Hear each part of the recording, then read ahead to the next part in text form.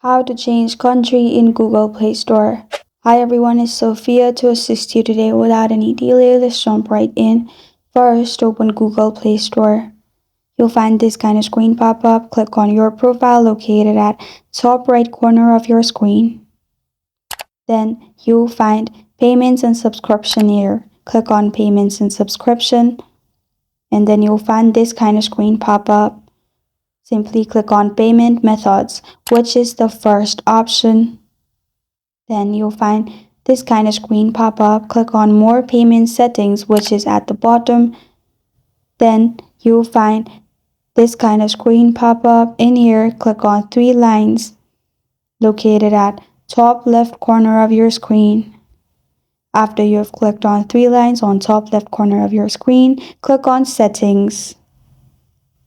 Then go to country and region and click on create new profile. Click on continue.